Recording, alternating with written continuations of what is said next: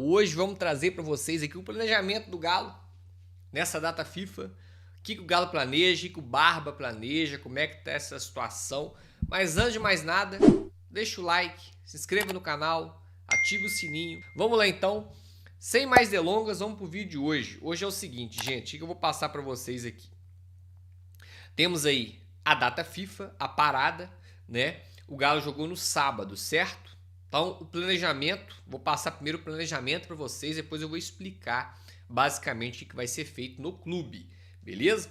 Então, ó, Galo joga no sábado, domingo e segunda, folga. Então, os atletas tiveram folga. Detalhe, eu sei que no domingo e na segunda, e a apresentação na terça-feira é só 4 horas, ou seja, então o Galo ganhou folga no domingo, na segunda e na terça na parte da manhã, porque também, não só por isso, mas um dos motivos.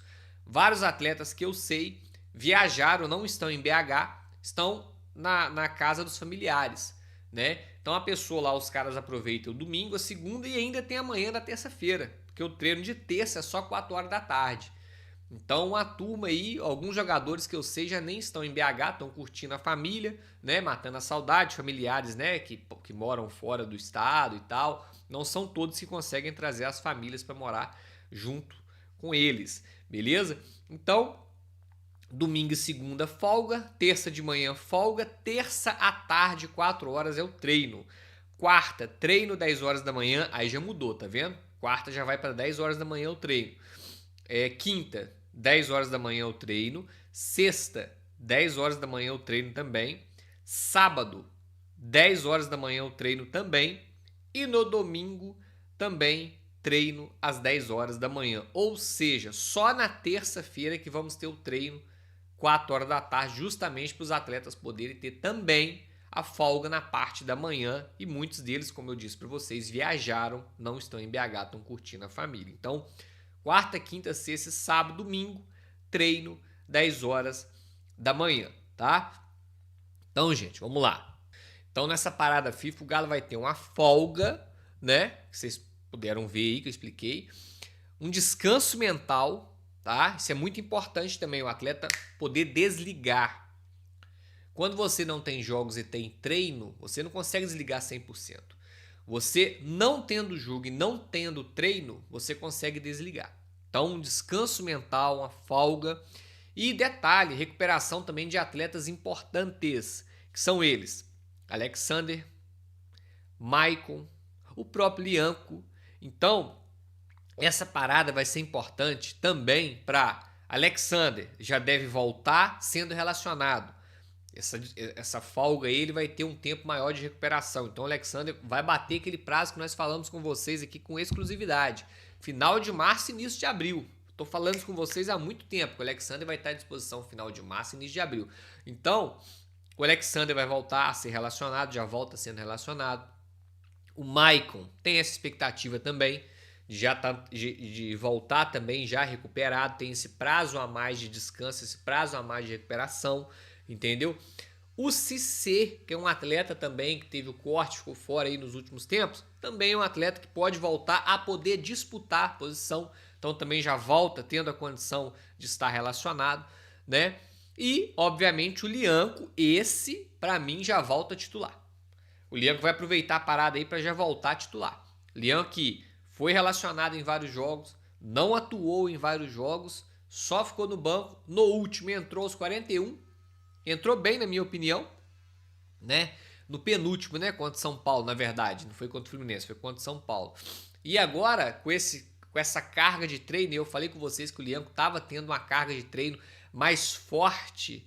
Eles conseguiram fazer uma carga de treino com o Lianco, com a intensidade ali maior com o Lianco nos últimos treinos. Tanto é que contra São Paulo ele já entra. Vocês podem ter certeza que o Lianco volta dessa parada como titular do time. Que aí ele vai ter, de fato, treinos mais intensos mesmo, onde ele vai poder ser melhor testado e vai ter esse período mais, né, para poder recuperar. Então o Lianco é um atleta que acredito que deve voltar já de titular, né?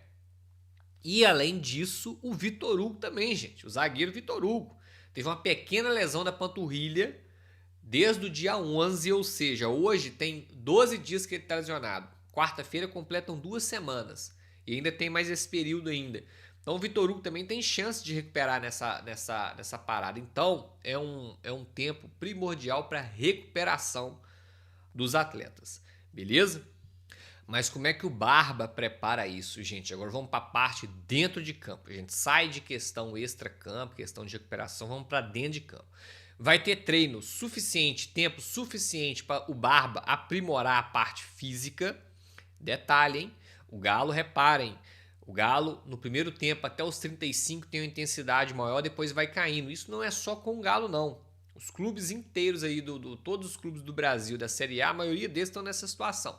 Tá? Temporada puxada, né? Campeonato estadual encabeçando com o Campeonato Brasileiro e tal. Então, tempo para treino físico, tempo para treino técnico e treino tático. E vocês querem mais uma?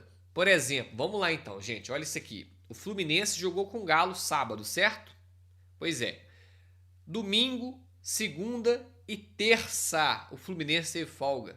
O Fluminense vai ter folga domingo, segunda e terça. O Galo não. O Galo folga domingo e segunda. Terça trabalha. Volta um dia antes do Fluminense porque o Barba entende que esse time precisa de treinamento. Então, ele vai ter tempo hábil para treino físico, treino técnico e treino tático. Tá, gente? Então, é o Barba não dando moleza para a turma aí, né? Sabendo que esse time precisa treinar e vai aproveitar ao máximo. Acredito eu que agora o time vai ter mais identidade com esse período. Quando o time voltar, a gente vai ver mais um padrão tático, mais uma identidade, mais um time com a cara do Barba. Beleza? Tomara aí que essa turma aí faça bom proveito dessa folga. Não vou falar férias, né? Desse recesso, porque não é férias, é um recesso, né? Tomara que possa usufruir bem. Beleza? Falando no João Vitor, né, que tá conosco aí, o João fez a entrevista muito especial, né, entrevista exclusiva com o Paulo Brax, que é o homem forte do futebol do Atlético, o CSO de futebol do Galo. E a entrevista completa está lá no YouTube da CNN Brasil, foi ao ar no CNN Esportes SA ontem à noite. Vamos trazer aqui um trecho, porque o Paulo Brax vem sendo criticado, muito criticado, por uma parte da torcida do Atlético, e ele fala como que ele lida com essas críticas, sendo o cara que dirige o futebol do clube. Creio que nenhum diretor de futebol no Brasil é unanimidade, né? O Anderson Barros no Palmeiras, com 2, 3 títulos seguidos, estava sendo questionado. E eu entendo que a função traz isso. O papel, o cargo traz isso. E eu tenho que entender isso com a máxima naturalidade possível. Eu acho que para vestir a camisa do Atlético como diretor executivo de futebol, vem tudo dentro. Vem a pressão, vem a cobrança, vem a crítica, vem a agressão verbal. Eu não tenho rede social, né, João? Eu sou um ET, né? Eu não tenho Twitter, eu não tenho Instagram, não Ou tenho se alguém Facebook. vê lá um Paulo Braga, Não, é feio. não tem, zero, não tem. É pela sanidade mental? Assim, eu lido com a crítica que é natural, só que ter ela todos os dias não faz bem para ninguém. Então eu não quero que isso atrapalhe o meu trabalho. Então é óbvio que eu recebo as críticas através de um filtro ou através de dia a dia mesmo, né? Eu mal coloco o pé fora de casa aqui em Belo Horizonte, mas às vezes dentro do condomínio, dentro do prédio, a gente já escuta algumas coisas que é inevitável, né? É dia a dia. Mas eu lido bem com as críticas, eu procuro ser leve, eu procuro entender de onde vem. Aí então, um trecho dessa resposta, né, do Paulo Brax com relação às críticas. Ele prefere, Cirilo, não ter rede social, já se blinda um pouco. Logicamente que chega muita coisa para ele, por meio da comunicação do Atlético. E é aquela história, né, Cirilo? Cada dia que tem vitória, diminui um pouco, mas quando vem derrota, que foi o caso do fim de semana, o dirigente tem que lidar com pressão, Cirilo. Com certeza. E, João, nesse fim de semana, o Atlético esteve em campo, em meio a essa discussão de pressão e tal, esteve em campo no Rio de Janeiro, no Maracanã, contra o Fluminense, que é um dos principais mandantes desde que o Zubeldia chegou por lá, né? O time vence todos os jogos em casa, impressionante o desempenho do Fluminense como mandante. E o Atlético, por outro lado, tem pouquíssimas vitórias como visitante. Como é que você encara o momento do time dentro de campo e a atuação do fim de semana, João? Ainda um momento bem abaixo do que o Atlético precisa ter, apesar do jogo contra o Fluminense não ter sido um jogo ruim. O Atlético poderia ter tido um resultado melhor contra o Fluminense. Agora, não muda muita coisa na vida, né? Entre o poder e ter, tem uma distância enorme. O fato é, o Atlético não teve um bom resultado contra o Fluminense. Perdeu pro Fluminense mesmo, na minha opinião. Acho que você que estava comentando o jogo sábado, Edu. Sim. E você falava ao final do jogo, foi um jogo que o Atlético teve a oportunidade de ganhar e criou chances para isso, né? Mas não finalizou bem, o Fluminense foi lá numa bola, decidiu o jogo, e futebol é isso, né? Quem é mais eficiente, mais competente, vai lá e liquida o jogo na oportunidade que tem. Então, é a história do copo, né? O copo meio vazio, por quê? Mesmo tendo jogado uma partida razoável, perdeu. Então não adianta muita coisa. 3 pontos foram pro Beleléu. E pelo outro lado, gera um princípio de esperança no torcedor, porque a postura do Atlético foi diferente daquela que a gente vinha assistindo. O Barba Domingues tem falado muito de intensidade, de vontade, de correr, de entrega, de ter um Atlético mais competitivo. E o Atlético foi mais competitivo contra o Fluminense. Onde não funcionou? Não funcionou porque competiu mais, mas finalizou como sempre vinha finalizando. Muito mal, e o ataque não funcionou, e com isso o Atlético não teve um bom resultado. Vinícius, nessa história de evolução, de criar mais, de melhorar coletivamente, você tem enxergado coisas positivas no Atlético? Sim, o Atlético passa a ser um time hoje mais equilibrado. Era a grande missão do Barba Domingues trazer esse equilíbrio. Não está ainda jogando fino da bola, mas a gente percebe evolução. Ô Cirilo, o Atlético tem esbarrado em um problema que é antigo, que é a falta de gols. Aí você pode usar a palavra que você quiser. Eu estava escutando o pós-jogo e o Panzi falou no seu comentário, Panzi, que provavelmente o São Paulo usaria a palavra contundência umas 200 vezes. O Barba Domingues chegou para a coletiva e uma das primeiras palavras que ele usou foi contundência. Acho que o argentino gosta dessa palavra. Mas a gente pode falar em eficiência, em capricho. No fim das contas é a mesma coisa, é a falta de gols. E aí eu acho que a gente tem que tocar num assunto aqui, Cirilo, que ele é sempre delicado, mas o Hulk talvez não seja mais o cara para ser o protagonista do Atlético. Máximo respeito pela história dele, nos maiores ídolos. Eu acho que ele ainda pode ser importante, mas ficar esperando que o Hulk vai ser o mesmo de 21, 22, até 23, que também fez uma grande temporada, talvez seja uma expectativa acima do que ele possa entregar hoje, no momento de carreira em que ele está. E não dá pra colocar tudo na conta do Hulk, não é só ele. Ele não joga sozinho lá na frente. O Dudu tem entrado, tem ido muito mal. O Atlético não tem grandes finalizadores. O Alamino entrou muito bem no jogo, mas não é também um fazedor de gols. O Cassierra, a gente ainda precisa de ver mais tempo dele em campo. Mas eu acho que o Atlético, por exemplo, forçar a barra com o Hulk 90 minutos, hoje mais prejudica do que ajuda. Até porque sem a bola o Hulk ajuda muito, muito pouco. Então, o Atlético tenta corrigir essa rota na janela do meio do ano, ou esses caras vão ter que jogar uma bola que eles ainda não demonstraram esse ano. Em 23, o Edu, ano citado pelo Vinícius Andrade, o Atlético teve em Hulk e Paulinho 35 gols no Brasileiro.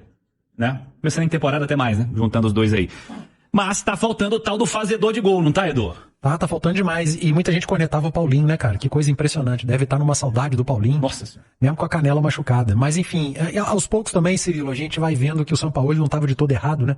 Quando não colocava Scarpa e Hulk juntos, boa parte era cornetado, criticado, xingado. E não dá pra jogar o Scarpa e Hulk pelo que eles estão apresentando ou pelo que eles não estão entregando, né? Porque o futebol hoje não se joga só com a bola nos pés.